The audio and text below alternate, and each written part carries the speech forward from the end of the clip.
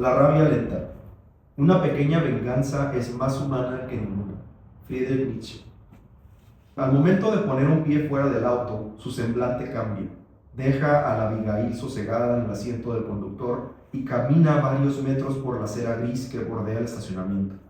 Pasa cerca de una pareja que construye un precario castillo, ensartando fierros viejos entre sí, mientras en la cajuela de una camioneta destartalada aguardan varios botes multicolores de plástico cerrados.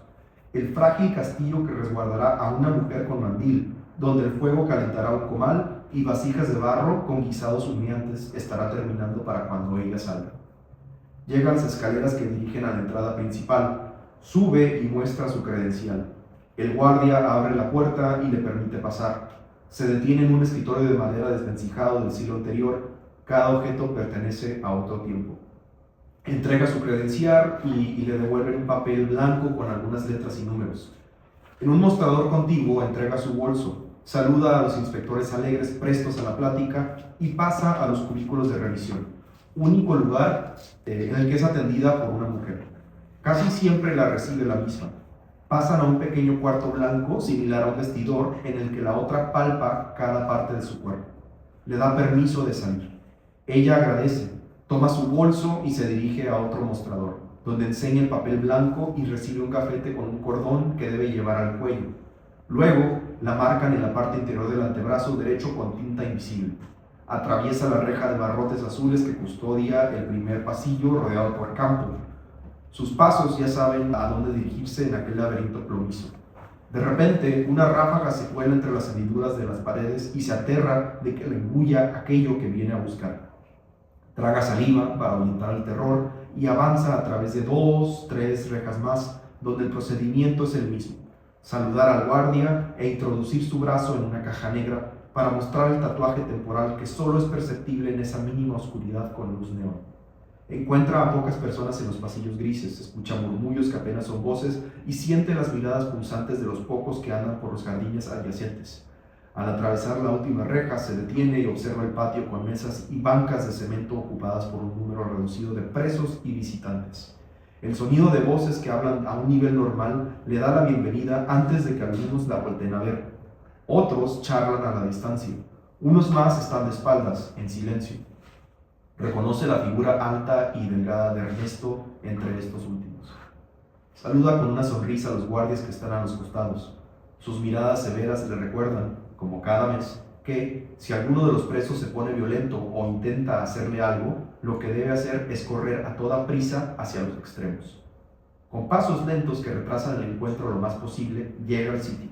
Ocupa el lugar frente a Ernesto. Se saludan con un movimiento de cabeza y se miran unos segundos. Ella reconoce en los ojos de aquel la mirada lastimera de un can famélico. Él parece amedrentado y se mira las manos.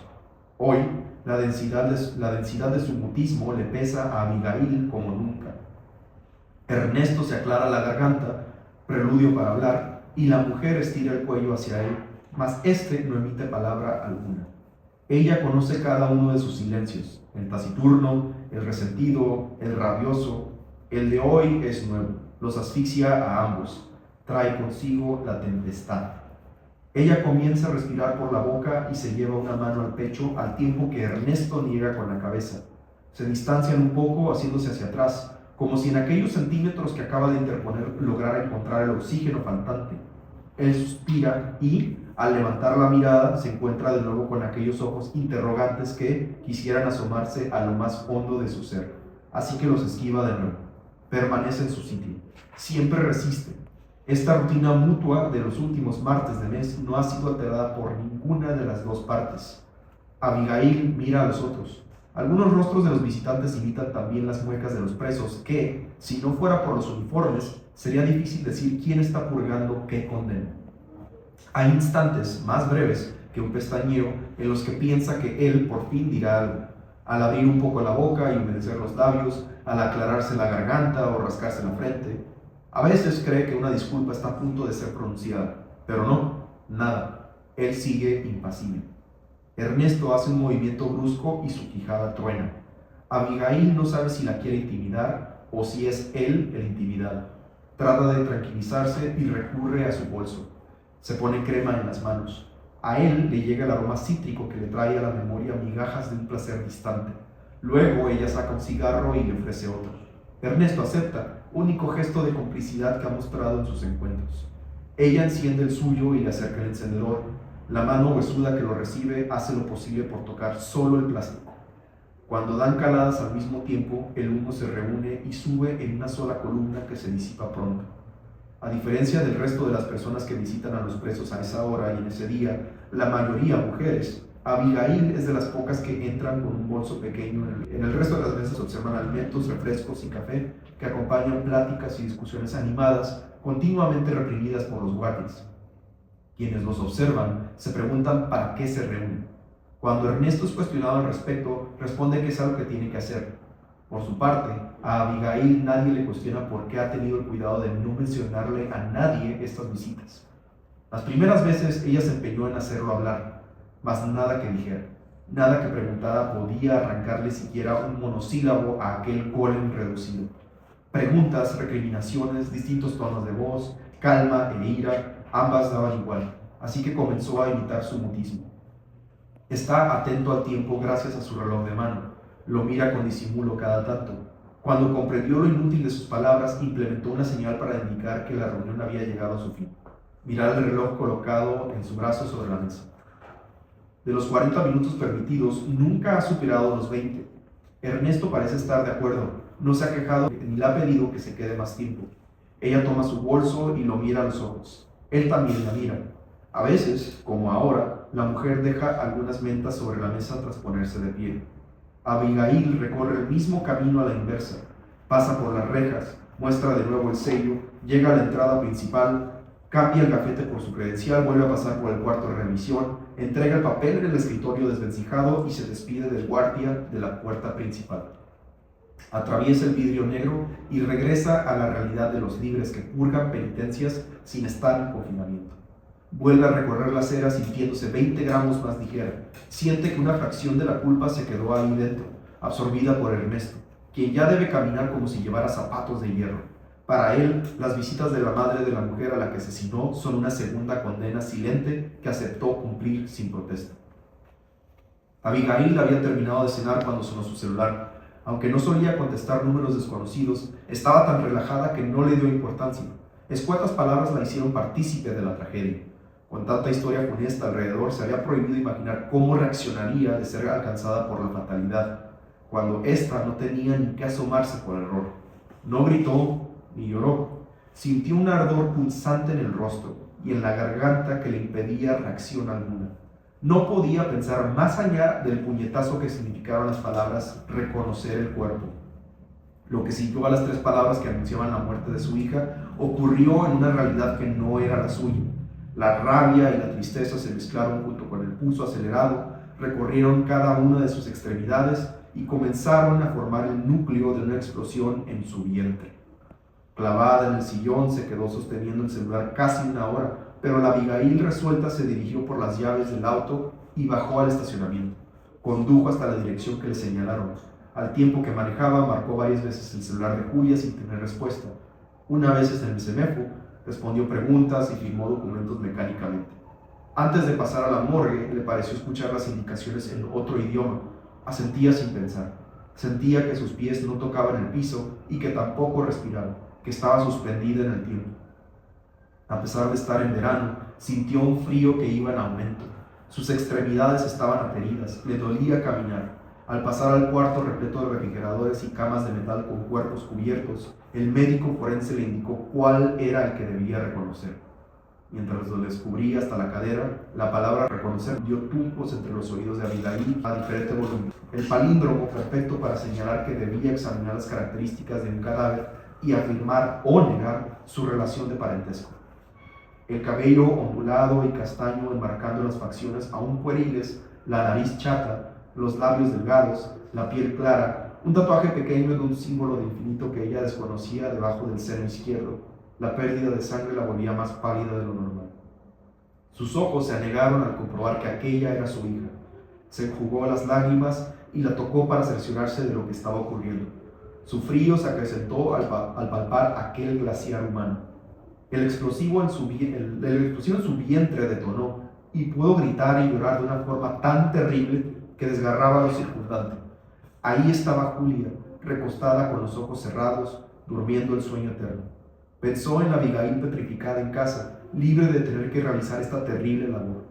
Esa fue la primera vez de una serie de pruebas que pensó que no superaría. La peor fue enfrentarse a la mañana siguiente a las fotografías de los periódicos de nota roja que, aunque solo mostraban un cuerpo cubierto por una manta blanca rodeada de policías, exhibían lo que le sucedió a su hija bajo la leyenda "una pasión convertida en delito". Las fotografías y la historia saturaban internet. Quería comprar los periódicos y calcinarlos hasta que desapareciera cada página que exhibía el caso, lidiar con la situación sin millones de espectadores. Las continuas llamadas para darle el pésame fueron otra prueba. Lo mismo contratar un paquete funerario y citar a las personas cercanas. Otra más, elegir el último atuendo de Julia, buscar entre sus vestidos de color oscuro una prenda menos sobria, elegir su maquillaje y accesorios, jugar a las muñecas con el cuerpo del adolescente. Pidió autorización para maquillarla después de la autopsia.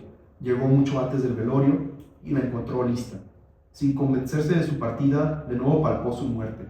Colocó la base de maquillaje con cuidado, después las sombras, el delineador y el rímel. Por último, el labial. Le puso unos aretes de plata con forma de cruz egipcia y un dije que hacía juego. Esa noche, acompañada de dolientes, el sentimiento que no conocía del todo a Julia no hizo más que incrementarse. Mientras velaba el ataúd que contenía la mitad de su corazón, custodiándolo para que no la volvieran a dañar, escuchó hablar a los amigos de su hija. Describían a un adolescente que ellas apenas reconocían. Mencionaban tantas visitas y situaciones de las que jamás había escuchado que en cierto momento sintió que estaba usurpando el lugar de alguien más, el de aquella Abigail que continuaba sosteniendo el teléfono. Ningún familiar de Ernesto acudió al velatorio. El salón para 50 personas resultó inmenso, y por más que pedía que bajaran la temperatura del aire acondicionado, en momentos tiritaba de frío y le temblaban las manos y la voz. Algún chiste trivial la trajo a la realidad de la Abigail original. Rió por unos segundos y, aunque aquella sensación fugaz de bienestar la hizo sentir como una traidora, le recordó que había otro mundo esperando por ella después de atravesar ese umbral. Antes de que anocheciera, el cuerpo fue cremado. Al mirarla por última vez, le tomó una fotografía. A las 10 de la noche le entregaron la urna de metal que había elegido previamente, esa que decidió colocar en casa sobre un pequeño altar improvisado. Casi una semana después asistió a otra de las pruebas más difíciles, una reunión de los compañeros de clase de Julia. Cada uno compartió anécdotas con ella. Cuando llegó el turno de Abigail, le resultó tan doloroso evocarla que no pudo mencionar palabra alguna. Pensó que, así como ella de distintas mujeres, lo mismo ocurrió con su hija. Una era la que vivía con ella, otra a partir de atravesar la puerta de la casa, una distinta la que había amado a Ernesto. Había días en que volvía a ser la Abigail autómata que actuaba por inercia. Firmaba documentos, recibía condolencias, reiteraciones de "no estás sola", cualquier cosa, fórmulas aprendidas y heredadas, expresiones repetitivas dichas por educación, vacías de significado. La visitaron amigos de Julia en distintas ocasiones, y cada uno aportaba una pieza del rompecabezas para armar aquellas otras que también era su hija. Y ella, al exponer diversas intimidades, sin saberlo, aportaba piezas a enigmas ajenos. Comenzó a encontrar rasgos de cada una de las Julias al convertir su habitación en un sitio antropológico, donde se detenía en cada detalle para intentar descubrir pistas. Los cuadernos de poemas resultaron uno de los hallazgos más valiosos, al igual que la lista de cosas por hacer para el resto del año. Encontró a una joven oculta entre hojas y letras, una en la que no había reparado. La lista incluía terminar de leer los libros de la repisa superior, donde encontró La fuente del unicornio, Oro y sangre, y la increíble y triste historia de la cándida Heréndira y de su abuela desalmada. Tener un trabajo de verano en Plaza del Sol para comprarse la chamarra de piel que tanto le había gustado, pasar los niveles intermedios de alemán en la aplicación de su celular y ver completas las películas de Buñuel de la colección del papá de Ernesto. Ahí estaba de nuevo ese nombre. A la Julia que más ansiaba conocer era a la enamorada, y no tuvo que desearlo más. Encontró uno de los diarios de su hija en los cajones del escritorio, debajo de una colección de películas. Así supo que Julia prefería guardar silencio porque sabía lo que diría su madre, porque la haría dejar de verlo. Escribió que en algún momento todo volvería a ser como al principio, que ella podría controlar lo que le sucedía. Abigail, tal como lo declaró en el juicio, no tenía antecedentes de que el novio de su hija fuera violento. Era un compañero de preparatoria con el que convivía a diario. Tenían varios amigos en común con los que solían salir y él la visitaba seguido en casa. En general, su relación era cordial, o eso pensaban los demás. El único que tenía conocimiento de los problemas que había en la relación era el padre de Ernesto, quien los había ayudado a librarse de disturbios en la vía pública y a resolver choques poco aparatosos, porque su hijo era mayor de edad y Julia no. Intercedía por su hijo porque debía convertirse en un abogado como él, y si eso implicaba salir de casa a las 10 de la noche el domingo para solucionar un altercado en el que ya estaba involucrado la policía, lo hacía sin reparos. Conocía el temperamento violento y explosivo de Ernesto porque él se lo había heredado, y parte de su ayuda era para sanar la culpa que esto le provocaba. A Julia la veía más de sus novias. No era la primera vez ni sería la última. Se limitaba a ser amable con ella y le hacía regalos para comprar su silencio. Los celos de Ernesto sí eran conocidos entre sus amigos. La tarde del hecho hubo suficientes testigos para poder apresarlo después, a pesar de los intentos del padre por defenderlo y eliminar las pruebas. Durante el juicio, varios de ellos declararon que el grupo partió un sábado por la mañana en varios autos hacia Tapalpa. Se dirigían al Salto del Nogal. Pasaron la tarde nadando y bebiendo en la cascada. La pareja comenzó a discutir, pelea que hizo que Ernesto obligara a Julia a dejar el lugar para regresar solos a pesar de los reclamos del grupo. Fue la última vez que la vieron con vida. Ernesto cambió sus declaraciones en varias ocasiones, pero finalmente aceptó que volvieron a la casa de sus padres, quienes no estaban en la ciudad. Se encerraron en su habitación y alegó que su intención nunca fue matar a Julia, pues la amaba. Quería que dejara de llorar y cambiar su opinión sobre separarse, misma que reiteraba desde la cascada e incluso mucho antes, según su mejor amiga. Ernesto alegó que la abrazó con tanta fuerza y por tanto tiempo que ambos se quedaron dormidos. Al despertar, notó que Julia no reaccionaba y lo primero que hizo fue llamar a su padre. Ambos pensaron qué hacer y este terminó por llamar a la policía. Ernesto aseguró que la idea de escapar fue suya. Aprovechó un momento para ir al baño y salir por la ventana que daba a la calle. Subió al auto y condujo durante horas. Lo arrestaron en un paradero de la autopista Guadalajara-Colima, lo que agravó la condena. Julia murió por asfixia a pesar de no tener signos de ahorcamiento. Los moretones en brazos y piernas que ocultaba usando blusas de manga larga y pantalón fueron los únicos vestigios de la violencia que sufría en silencio. Compañeros del trabajo, familiares lejanos, excolegas, amigos con años de distanciamiento, periodistas, desconocidos y entrometidos interrogaron incontables veces a Abigail sobre lo sucedido. Los abogados querían llevar su caso. Los conductores de radio y televisión solicitaban entrevistas. Ella evitaba la mayoría. Las opiniones se dividían en dos bandos, quienes compadecían de Ernesto y quienes lo aborrecían. Abigail descubrió que la pena por una pérdida adoptaba muchas formas: la de una sombra acosadora, la de un demonio hostigador que no puede predecirse ni controlarse y que actúa con total libertad sobre tu ánimo, tu vida entera; la de un perro fiel que te sigue a sol y sombra. Visitó de nuevo la iglesia. En la primera misa del mes, escuchar la cantidad de oraciones dirigidas al oído de Dios le hizo pensar que su susurro se diluiría entre la gente, que hacía tanto que no le hablaba, que era muy probable que ya lo hubieran olvidado. A pesar de no confesarse desde años atrás, pensó que hacerlo le ayudaría a aclarar su mente. El padre le dijo que debía perdonar al asesino por caridad cristiana, por amor, y los restos frágiles de lo que alguna vez fue una sólida fe comenzaron a desmoronarse.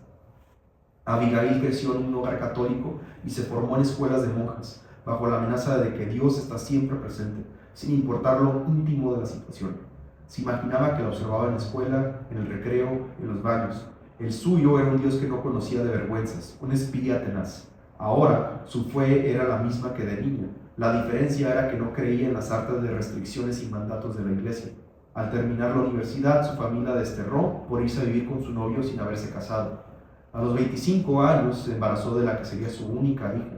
Decidió ser madre soltera y continuó trabajando como profesora de latín en la Facultad de Letras de la Universidad de Guadalajara, hasta poco antes del parto, y logró compaginar su vida profesional con la maternidad. Suplió el bautizo de la niña con un rito propio. No le impuso ninguna religión a su hija, para ofrecerle la posibilidad de elegir una propia cuando ella fuera mayor. Hablaba con su hija constantemente. Tenía una relación cercana que se fue fracturando con la llegada de la pubertad. Recordó que ella misma a esa edad se escapaba para salir los fines de semana y prefirió establecer reglas permisivas, no entrometerse demasiado ni preocuparse de más cuando Julia buscara su libertad. 5 años atrás, durante la audiencia final del juicio, su perdón para Ernesto había sido sincero. Con lágrimas en los ojos lo abrazó ante los presentes. Desde entonces pensó que él no tendría suficiente con un castigo impuesto por la ley. Hacía falta el castigo divino, ese del que muchos se libraban o en el que no creían. Sus ojos se negaron a soltar más lágrimas. Sentía el alma como una brasa. Al rezar, sus palabras solo sabían exigir. Su pensamiento se repartía entre el duelo y una obsesión enfermiza por Ernesto. En aquel océano de desesperación logró divisar un peñasco al cual asirse, una esperanza entre la angustia. Si decidió perdonarlo fue para librarse de él, de un yugo que no era la muerte, aunque se le parecía bastante. Abigail sentía que aún había una deuda pendiente, no con ella, sino con su hija. Eligió esperar y sanar a su tiempo. El primer año tras el perdón resultó el peor. Incluso se culpaba por seguir viviendo. Esos 12 meses fueron lo más parecido a la eternidad. El segundo reanudó por completo su ritmo de trabajo. El tercero volvió a sonreír, aunque la pérdida nunca le dejó de doler. Al quinto decidió que era suficiente. Se reconcilió consigo misma. Hizo a un lado el rencor que la carcomía, a tiempo para no perderse por completo el cimiento y derrumbarse. Comenzó a sanar y supo que era hora. Por más que fuera consciente del sinsentido del odio, le resultaba imposible ignorarlo. Regresó a la iglesia solamente para escuchar que su alma estaba envenenada y al ver la imagen de Cristo crucificado lo escuchó con tanta claridad como si se lo susurraran al oído. Tienes que buscarlo. Miró a los lados, estaba solo. Lo vio de nuevo y éste habló con claridad sin mover los labios y con los ojos fijos en ella. No lo dudes más. Cuando llegó a su casa volvió a ponerse el crucifijo de plata que había guardado desde la muerte de Julia. Contactó a la administración del penal de Puente Grande, donde Ernesto purgaba su condena, y le informaron que, al no ser familiar, debía enviar una carta solicitando la autorización del presidiario para visitarlo. Así lo hizo, y recibió la respuesta 2 semanas después. En una escueta hoja blanca y con escasas palabras, el Ernesto le respondió que sí, que podía ir los martes temprano. Pasaron 2 semanas más en lo que Abigail reunió los documentos solicitados y tramitó el permiso. La primera mañana en la que se encontró con él, la mujer sintió que revivían los bordes de su herida más honda. Abigail, sin saber que ese es el último martes que visita Puente Grande, camina anhelando despertarlo de la pesadilla, de los domingos de comprar flores frescas para el altar, de los martes de desvelo para viajar al penal. Mientras cavila en su cansancio, la detiene una voz que ya ha escuchado en otras ocasiones. Es la vendedora desde su castillo marchito. Doña, usted tiene una luz que se ve desde por allá, dice y señala la lejanía. Cada que la veo le hablo y aunque usted ni me mira, yo bien sé que sí me ve y me oye, suelta con una sonrisa astuta. Venga, le quiero contar algo. Abigail, desconcertada, se acerca al puesto vacío. Yo sé que viene por lo de su hija, chula. Mire, aquí adentro se pelean a cada rato entre ellos y se meten hasta lo que no en las venas. Por eso hay tanto muertito. Los que están aquí hicieron algo imperdonable. Se ganaron el odio de muchos. Y el odio nos enerva tanto como el amor. ¿Verdad, chula? Pero nomás en eso se parecen, porque el odio nos pudre. Y entonces tenemos que elegir, si no el perdón, el olvido. Yo sé que usted no puede olvidar, por más que ya lo perdonó. Y no la culpo, yo tampoco lo haría de estar en su lugar. La mujer niega con ambas manos al tiempo que mueve la cabeza de un lado a otro, luego se limpia las palmas en el mandil. A lo que voy es que aquí le conseguimos de todo. También nos deshacemos de lo que se tiene que tirar. Usted no más diga, no más de la orden, chula. Es cosa de 15 días a lo mucho. Ni tiempo le va a dar de venir el mes que viene. ¿Cómo ven? La señora le guiña un ojo y voltea al comal para girar las tortillas. Usted no más diga, chula. 2 veces más, escucha él. Usted no más diga, chula. Mientras la señora gira las tortillas y revuelve guisados. Abigail no se mueve del puesto. Días atrás se enteró de que el padre de Ernesto aboga cada vez por una condena más corta. Buen comportamiento, alega. Incluso habla ya de libertad condicional. Saber que Ernesto está preso es muy diferente a saberlo libre. Una Abigail resuelta se convence de que la única respuesta posible es la que le ofrece la señora. Estira la mano y recibe una tortilla con una servilleta debajo. La reina en mandil le indica con la cabeza que se marche. Ya en el auto encuentra una hoja con un número de cuenta y la cantidad que debe pagar. La madre abandonada de sí, la docente, la mujer solitaria y la persistente le dan la bienvenida a la apoteósica. No volverá a recorrer los pasillos, escuchar murmullos, recibir miradas afiladas, pasar un segundo más en aquel deplorable patio manteniendo una conversación visual. Ya no tendrá que enfrentarse a un cuerpo cada vez más flaco en el que se amontonan las heridas de brazos picados con venas destrozadas. Se niega a ser testigo de lo que aquel Dios acosador verá con detalles: conjunción de encierro, odio comprado y fentanilo.